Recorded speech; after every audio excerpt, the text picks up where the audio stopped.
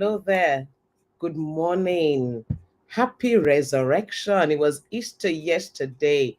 How have you enjoyed your holiday from the Good Friday to Good Saturday, Sunday, and today, another public holiday, Easter Monday? Thank God for the gift of salvation. Thank God that Jesus came. He died, and hallelujah, he rose again. Wow, that's what we celebrate as believers, and it's such a joy to be in the company of the saints. So, this beautiful Easter Monday, we are still talking about child abuse. I would have loved to delay it. I would have not talked about something else and then come back to it. But let's be real. It's something that is facing us today. And guess what? Jesus died for that too. So, yes, we're still talking about child abuse, even on Easter Monday. What's it all about? So, the last 2 weeks, we talked about sexual abuse in children, and we had all those gory stories. Mm. I recall after the first edition, I was like, wow. And I had to work myself up to having a good day. But it's just the truth is what's happening. We will not be like ostriches with our heads buried in the sand and pretending that there is not in existence. The more aware you and I are, the better the world becomes, because then we can work towards preventing it. We can identify it early and we can deal with it early. So today, I have a guest in the house that's taking us further in the matters of child abuse. And she's talking about, so we're not talking about sexual abuse this time around, we're talking about child abuse as a whole. She's an alumni of University of Lagos, yeah, where she had her first and second degree in economics. Can you believe that? And she also holds a diploma in professional counseling, obtained from the Attitude Development International. Yes, she's an economist by training, but she's passionate about the well being of women and children and in protecting their rights. And she has over 15 years field work experience working with children in street conditions, boys and girls, teenage pregnant girls, domestic or sexual violence survivors, and also engages students at all levels on their sexual health and reproductive rights, including sensitization in preventing any form of abuse. Is there any wonder she's here today talking to us to prevent it? So we want to know about child abuse and also prevent it. She holds several certifications from various organizations in management, social work, child protection, child psychology, family systems engineering, abuse, trauma, addiction, and recovery therapy. I mean, she's passionate about prevention and apt response to cases of child sexual abuse and domestic violence in this state, Lagos State, Nigeria. She is currently the state coordinator of Child Protection Network Lagos, an initiative of UNICEF. She belongs to several professional bodies. She enjoys teamwork, and her driving force is passion, love, accountability, service to humanity in truth and in action, and her core values for life and practice. She works at the Bimbo Dukoya Foundation as the executive coordinator. Ladies and gentlemen, join me to receive on the Knox to Nugget platform, Ronke Oyelakin. Hey, thank you so much for being here. Thank you for having me. It's a pleasure. Thank you so much. I'm going to dive in straight because I know that we have so much to talk about in the limited time. What exactly is child abuse?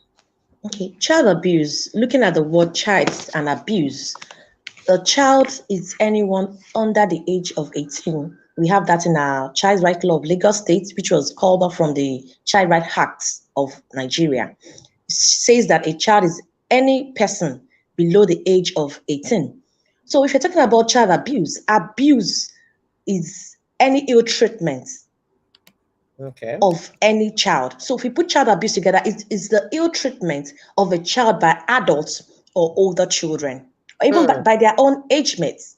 So any ill treatment that can bring pain, that can bring harm to a child, it's child abuse. Wow. So even children can abuse themselves. Did I hear that? Obviously, yes, they can. Wow. So any abuse of a child by an older person or even another child is child Yes, abuse. Now, child yes. abuse, is it real? Or is something that we're just putting up in our heads and saying there's something called child abuse? Is it really real? It's very real, and we see it every day around us in our communities, in the schools. Of course, you've been getting news of children abused in the school, marks beaten by teachers, and the rest. These are all forms of abuse, and it's everyday life. It's happening every day around us. Somewhere, I'm sure, if you look somewhere around you, you will see that something like that is happening. Now, you said something now that caught my attention because you said something about beating. So, I spank a child. Is that child abuse? Obviously, it's part of child abuse. Like we have four types of abuse, which has been categorized by the UNICEF, and it's what we have seen on a daily basis with all our years of experience. And the four type of abuse we have, the one which is physical abuse, what I just mentioned, beating of a child, giving the child marks, causing pain, or inflicting pain on a child by. We've heard of parents beating their children and using what they call it razor blade to cut a child. There was one we saw recently. The child was told that because he stole meat from the pot, the woman dipped the child's hand into hot water. This is real, very gory picture. You need to see it was terrible. The child's hand was dipped inside hot water. And there was one that we just rescued about 2 weeks ago at Sibobo. The child was, because he stole money, the father and the mother used iron, pressing iron on that child. And I'm wondering what could come to the mind of such a parent, even if you are a guardian, even if it's not your child. Why will you go as far as taking an iron to iron a child just because of the child did something bad, or if actually carried out a bad behavior, and you want to correct that child? And the only way you can correct is to inflict pain. That's a type of abuse. That's physical abuse. We also have emotional abuse. We've heard of children telling us that they don't want to go back to their parent because every time they are there, they don't see themselves improving in their academics because they're always talking them down. Every time you talk a child down and you call them names, it's emotional abuse. Imagine you comparing the child to another child and saying, you're Lodo, your sister knows better than you, your brother knows better than you are good for nothing. Such words could help hinder those children from pressing forward in life or making it in life, because whatever you say to them can stick in their mind for them to remember, after all, I'm good for nothing. After all, daddy doesn't love, mommy doesn't love me. They keep telling me I'm good for nothing. I can't be good in life. What's now the essence? That can inform the child to grow up, and we call that adverse childhood as experiences. For children that go through such, it affects them when they grow up because of their experiences as a child. Mm. Wow. Before you said about four types of abuse, but I want to take you on this first Okay, two. I've not mentioned, sorry, I didn't mention that of the neglect. Neglect is another type of abuse, and that happens when you leave a child to his or herself without any supervision. We don't provide a child with the basic amenities of life. That is neglect. When you do not provide school uniforms, some children don't have uniform, some don't have food to go to school, some trek with their legs, those a place to sleep, put their heads on, is neglect. And the fourth one is sexual abuse, which you dealt on last time. Wow. Ronke, I want to take you back on this. Like somebody rightly said, and I feel her. Spanking a child to correct, is that abuse? Okay, well, I will say, as a child psychologist, what we are told is that children have their developmental stages. And Yeah. when you understand who the child is, you understand when growing up that, okay, this child is at age 1, age 2. These are the likelihood or behavior to expect from such a child. And when you read about them and their age range, you will know what to do to a child. For example, if a 5-year-old, like I have a 5-year-old and I want to spank her, and I go and take a turning stick, is that proportionate to her age? No, you should Okay. discipline a child, but there are ways you can actually do that, commensurate to their Okay. age. If I Okay. wanted, okay, go and kneel down, raise up your hand, close your eyes, it's punishment. And I'm not Mm-hmm. just punishing, I need to also let the child know why I am doing what I'm doing because Mm. of the behavior, and replacing it immediately that, will you do this next time? If you do this, this is what you will get. If you do the right thing, you will get the other way. So you can reinforce by giving them rewards and punishments, but you must put the punishments commensurate to their age, Yeah. proportionate to their age. Yeah. Yes. Thank you. I needed to hear that because I mean A child does something, I do this. I said, no, it's abuse. Ah, no, it cannot be abused. So let us read it. But yeah, so this issue of child abuse has been on and on. Like rightly said, last week or last 2 weeks actually, we were on child sexual abuse and the stories were gory. And I said, hey, Jesus, in this one world that we're in, let me ask you this very blunt question. Is the church immune from child abuse? Of course not.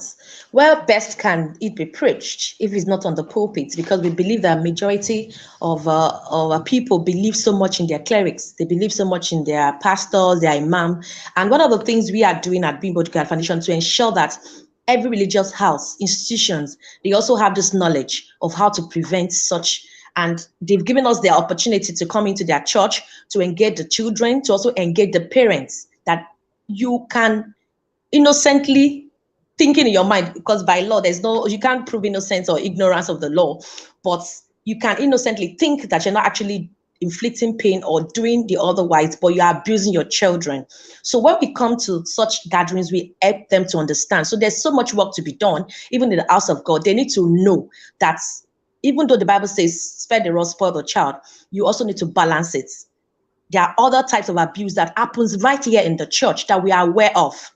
We have heard of pastors impregnating children in the name of doing deliverance. We've heard a lot. We've done, actually, at some point, we went to a mosque and we were told that the clerics was actually sleeping with children. We said, okay, let's go and find out. We had to put camera in Lagos State, though.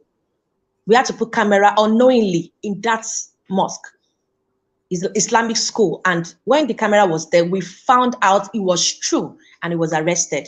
So there are so many gory situations and scenarios that we have seen, and it's happening in the church. We cannot but say that it is happening in the church, and we want everybody to be aware. We want everybody to know how to prevent it from happening. And when it happens in the church, the steps the church should take, or the mosque, or any religious institution should take. Wow. Still, we're still going to talk about it. You're an advocate of sexual and gender against sexual and gender-based violence. And my question to you is, we talk about the girl child a lot. Oh, the girl child, oh, the girl child, oh, the girl child. Are boys immune from these abusers? Is it only Oh, girls that get no, they are abused? not. They are not immune.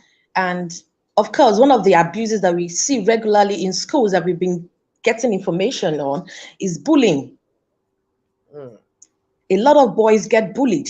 It's a type of abuse because mm, it's physical, it could be emotional. When you bully a child, it could result into physical bullying. It could also result into verbal bullying or relational bullying, that you don't allow that such a child to play with you. We have cyberbullying and the rest. So it's actually happening, and the boy child is not left out. We've heard, as we've seen, I have seen a lot of cases of a male child, being sexually abused by their own father, uncles, and it's happening everywhere. And boy child, in fact, when you look at the rate of physical abuse on children, we have the boy child. They mm. receive more of those type of abuse, because they say, because the boy is stubborn, he doesn't want to, because he wants to prove that he's a boy, and they beat and they beat and they do a lot of things to such a boy child. Huh. So it's both the boys and the girls. But a lot of time, you think the girls are a bit more susceptible, maybe because of they could be weak, Because they they are could. vulnerable. Yes, we classify women and children in the vulnerable group.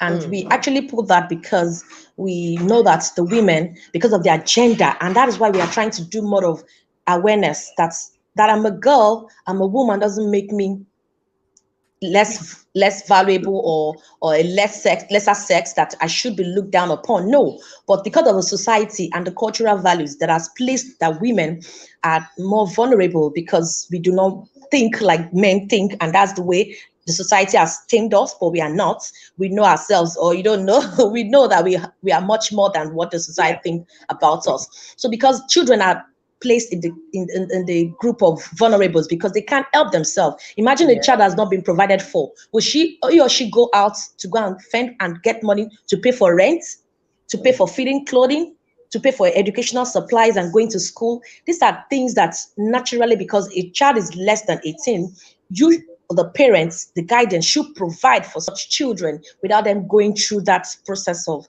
feeding for themselves or standing without any supervisor. Hmm. Okay, on this neglect abuse that you talk about, I'm wondering, because what if the parents don't have it? So the this child, whether a boy or a girl, happens to come from this family that cannot afford the basics. Would they not be said to be neglecting their child? They can't afford it. Oh, it's type of abuse, and that cannot be overruled.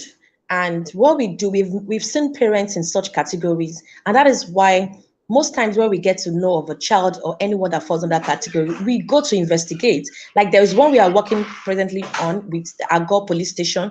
The child was maltreated because they don't feed her daily, and they don't give her all the basic needs, going to school with the right uniform and all the supplies. We had to step in to counsel the parents to find out. We have to investigate to know what actually is going on. And truthfully, if they do not have, Mhm. we have to tell the parent to find a way, whether to look for other jobs or we help them, empower them. We do family strengthening programs to help and strengthen the families. And if there is need for the child to be taken away from that environment, temporarily the parents get themselves. We have shelters because I also work with different orphanages and homes in Lagos State through the network we belong to. So we can place such children temporarily in a shelter that they can have all those basic amenities while the Hmm. parents work very hard to ensure that they get those few things in place before the child is united and reintegrated back to the family. Wow, that brings me to an experience I had recently, and now I understand it. I visited a home, and there was this child there, and they said to me, "Oh, the mother brought her because she had gone to the court to say I can't handle this child for this period, so I want her Yeah. to be in a home." And I'm wondering, how can a mother take a child and say I can't handle her, take her into a home? Oh, What does so happen? what will you say to a child that was raped at the age of 13? She got pregnant and she had a baby. This happened at the Bimbo Care Foundation because we usually run a shelter. We ran a shelter for 10 years. We're coming back soon. And it's for survivors of domestic violence and sexual abuse.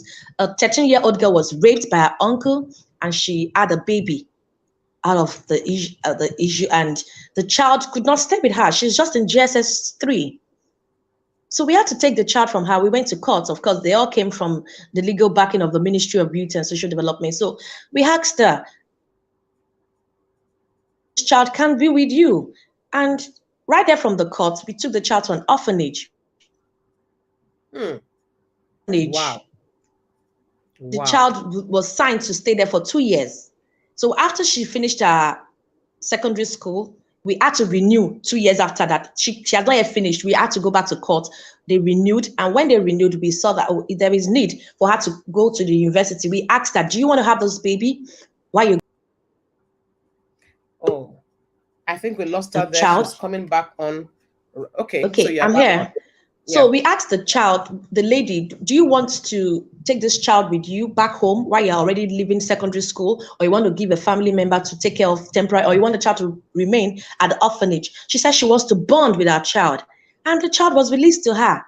The child is with her Wow. now and she's back to university. She's in her 300 level. But this child came Wow. out of wedlock, out of Hmm. rape, and she had to move on with her life. She's doing well, but the child is with her and staying with her mom. So we have Hmm. plans like that for such parents or those are not ready to be a parent and eventually it happened to and they needed to face the reality of life. So the child Hmm. could be taken Wow. So temporarily.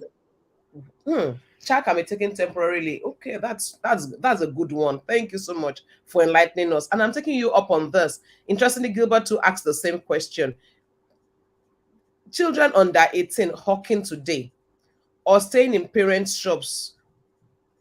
I mean, how do you explain that? It's an abuse and just about a week or two ago, we received a lot of calls. Just about two thereabouts, we had to embark on a journey to go and investigate. We heard of a 10-year-old, 9-year-old, and 11-year-old boys undergoing construction work that they are child labor in a particular area around Etiosa, Lekki Aja. We went there, and by the time we got there, we got to know that truthfully, this particular sites, they bring children. And not only on that site, a lot of them on those areas, they bring in children to do such work. And they don't even pay them. It's the person that brings them. And we got to know that they bring them from neighboring states, from Niger, from Benin Republic, from Togo. And these children come to work as laborers on site. And in fact, it was very gory when we saw the picture. We interviewed the children, and they were told that they don't even eat, they eat once a day and they work tirelessly. So if you engage a child in any form of labor, it's an exploitation, because a child is not supposed to work. That child's supposed to be under supervision of an adult, supposed to be given free amenities of life. If a child is working, whether as a domestic maid, or it is pure abuse, it's gross abuse. And once we get to know of such, definitely you face the wrath of the law, because we have it in our child right law that you can't perpetrate such evil. I'm raising my hand like a class to say, I, sir. I see, because you just touched on something, and a lot of people must be aware. I see a lot of children being sent over to the urban cities as helps. And the idea Yes. is we can't take care of them in the village, let them go. When they get to a certain age, you can then allow them go learn a trade or go learn something. We can't afford it. We're in the interland. So let's send them into the cities to go and work. Is that child abuse? It is child abuse.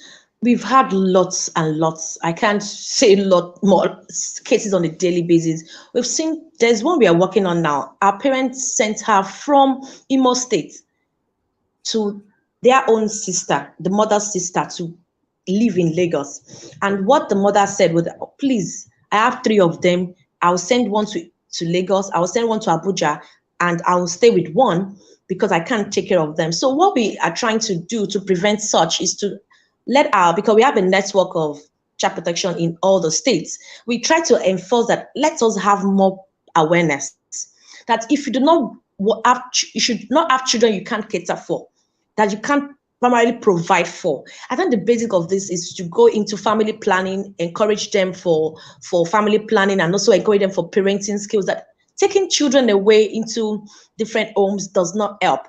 You're supposed to bond together as a family, but when you have more than what you can actually take care of, you split them out. So some children go into those aunties and uncles' houses to live, and most of them are abused. At least from research and for what we have seen, more than 95% of them are abused. Only a few take such children like theirs and train them.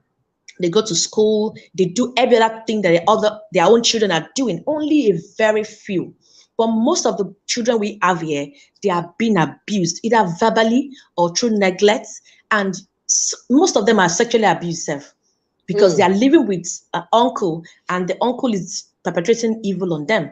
So such crossing children is not acceptable, and except on the basis of maybe you go to court. When the child comes down here, you now go to the family social welfare officers at the LGA that I have this child. Okay, let me just cite this example. There's a baby that her mother and father died in an accident, and the woman runs an orphanage. She said to me, "Ronke, can you help me? I run an orphanage, and I know that it's illegal to take on babies without the approval of the ministry. And this child is my family. Our father and mother just died in an accident, and I run an orphanage. The family is thinking the child should come to me." I said, "Mother, you can't take such decision. That I will refer you to the ministry. Since you are under the Koshofe local government, I'll talk to the head of that unit. I'll book an appointment with you. You go and visit the person, explain. Then the family will come to the ministry. They will do the proper documentation that this child is going to stay with you temporarily. That means no child should be unaccounted for in Lagos State. If a child is just in a shelter, such children should have the full backing of the law through the court order.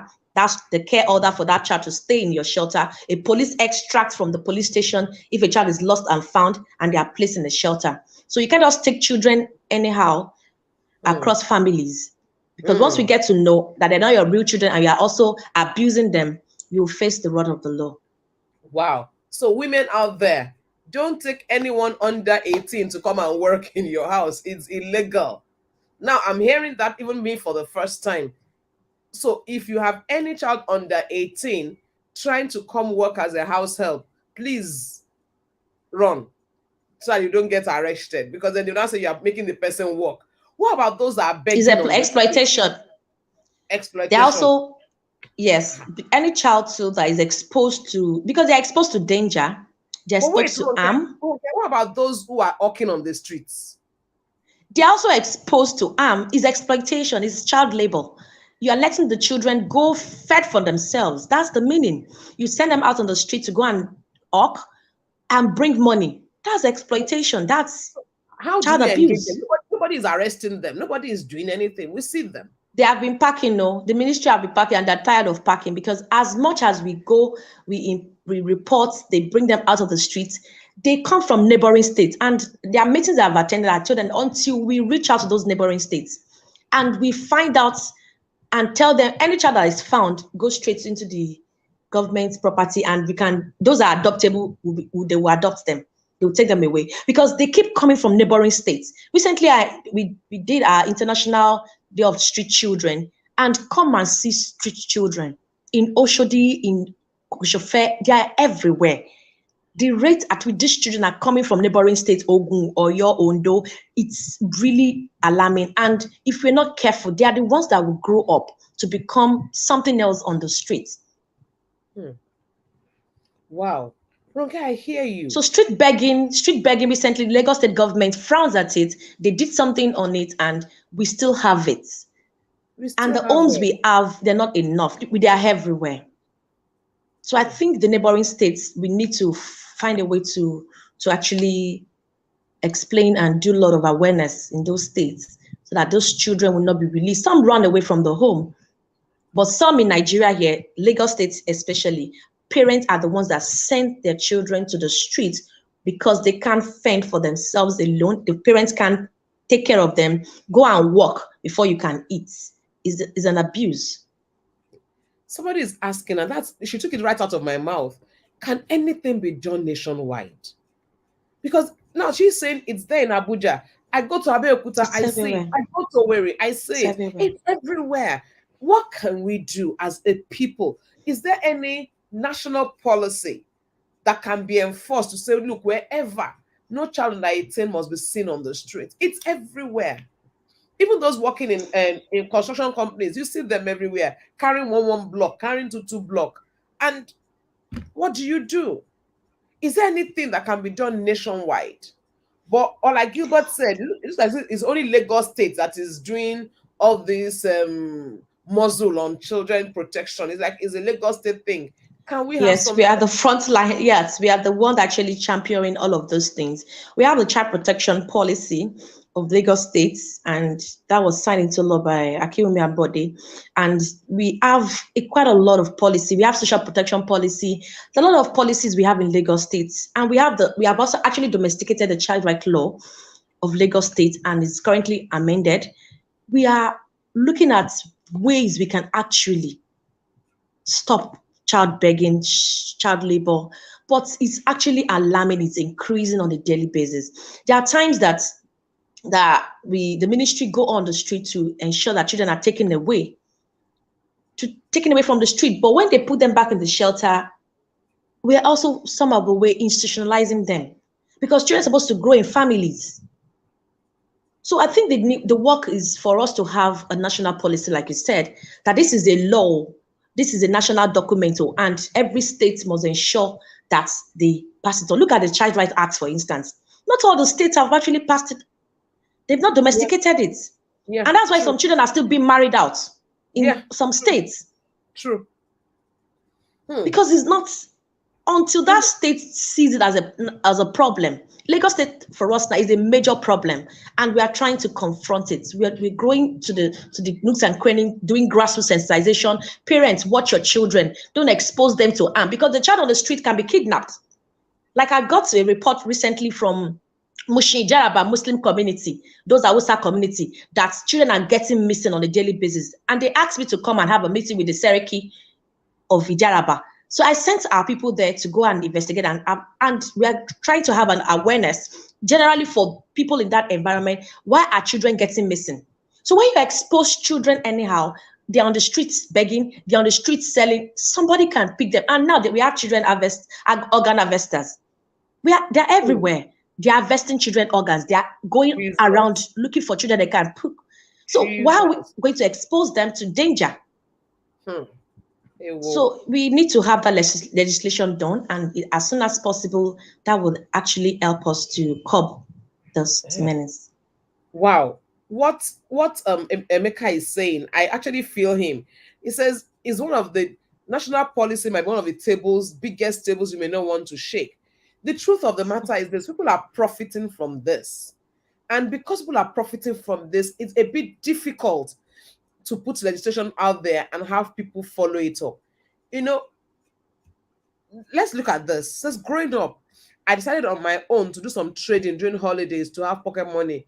Will that be abuse? So I'm under 18. At, oh, if she's under 18, Yes, depend when she if was she's under close to 18. like 18. Yeah, if she was close to 18, maybe like 16, 17, and what she's doing to make that money is not somewhere in the open.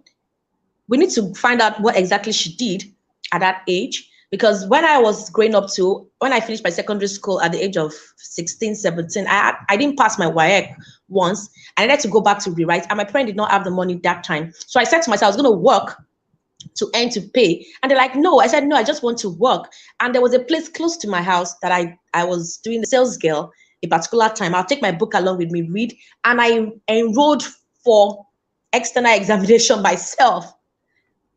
I paid for it Hmm. myself. And my parents were so proud of me. I said, yeah, I just wanted to do that just to let you know that I was one that failed. And I needed to prove to you that I can actually do it on my own. And because it wasn't too far, and the person that got me in is also a mother, and she took me on like a daughter. So for me, it was a relaxing time for me to earn money and also stay like in the family because she took me like a daughter. But not everybody have that opportunity, and some are also abused where they are working as well. So you can actually do that depending on the age, because we believe that from 16, like children that they be put in correctional homes, that they commit an offense at the age of 16, they're about, because we believe that that age you should have sense of understanding, you should know some things.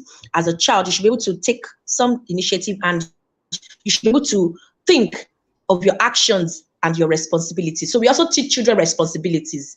They can assist their parents, but anything that is taking them out to be exposed to harm, danger. In fact, there's a young boy that sells in our mother's shops within my area.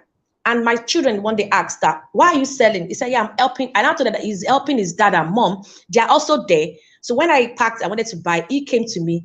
And this child already know amounts, know how to negotiate price. And I was like, wow, how old are you? He said he's 8. I said, beautiful. But his parents is actually there supervising because they're also selling together. I said, he has to do it because he's with the parent, he's assisting the parent. But when he now goes out all alone, Mm, is mm, pure abuse. So it depends. Let's mm, define exactly what we're talking about so we can. Okay, I'm assisting my mom in a shop. I don't think, but if I'm carrying too much thing that is heavier than my age, or it's too much for me that can inflict pain, harm, and injury, leg injury, because I'm exposed to such, then it's abuse. But if I'm doing a little thing, go and bring rice. Somebody wants to buy rice. Go and do this. Somebody wants to go and bring change. You're also exposing that child to empowerment, sort of. So it's really about balance here. It's really about balance. So you're not saying children should not work. We're not saying children should just sit at home, give me food, put it in their mouth, or yeah, swallow No, your food. they're No, not we're teaching saying responsibility. No. we must teach them responsibility, but they must be in a safe space and it must be commensurate to their age. So that's what we are saying Yes. here. And as much as possible, keep them within the family. So don't send them off to somebody because you want to make money from them. Like Binta said, the age of having plenty children for farmhand, they're over. Now everyone should just have the number of children they can take. And yes, Emeka, you are right. The issue of national policy, Ronke alluded to it. Some states up north are not going to sign that act because they are marrying children off. And so they're not going to sign it. They're going to bring it into law. All of these things are happening because we still lack awareness to a large extent. We've spent some time this morning, Ronke. I won't take a final word from you yet because you are coming again next week, Monday. And next week, Monday, I haven't laid the foundation What exactly is child abuse, the types of child abuse, the examples. Next week, we're talking about how do we prevent child abuse. What can you and I do to put a stop, at least to reduce this child abuse? Are there things we can do in our neighborhood? Are there things we can do on social media? Are there things we can even do ourselves so that we don't unknowingly abuse our children? All of those things we're going to talk about next week, Monday, again with Ronke Oyelakin. Ronke, thank you so much for coming. But I still want to hear from you. Maybe a Pleasure. pattern shot today before we come back next Monday. Okay, what I would like to say before we go that when we talk about child abuse, then that means children have rights. Mm, And we can't but emphasize that they have rights. And because they are a living being, they are a person, and any person in Nigeria has the rights. So as children, you also have their rights. And anytime you actually perpetrate evil or any kind of harm, you are inflicting pain, then you are actually abusing their rights as a person. So that I needed to pull that children have rights, and that rights is also the same fundamental human rights of any persons or human being. mm. So Thank please you let's so much. try our best to protect them and ensure that we do not infringe upon their rights. So true. Children have rights. Let's ensure we don't infringe on their rights. Thank you very much, Ronke, for coming. We look up forward to seeing you next week, Monday, same time, same place. God bless you. Thank you so much. Thank you, Wow, ma'am. that was really educative. That was Ronke Oyelakin talking to us on child abuse, what exactly it is. And the stories are out there, there's so many. We all owe a duty to know and to teach others, to spread the word. Let's all become advocates and protect these children from abuse. If you see it happening around you, when you know what to do, you can do the right thing and let's stop this menace. We can have a beautiful nation where the rights of children are protected. I know we can. And like I will always say, because we have thought about it, we can do it. And together we can make it happen. So until I see you next week, Monday, same time, same 45. Enjoy your holiday today. Have a beautiful week ahead and see you next week. And never forget, together we win. God bless you. See you next week.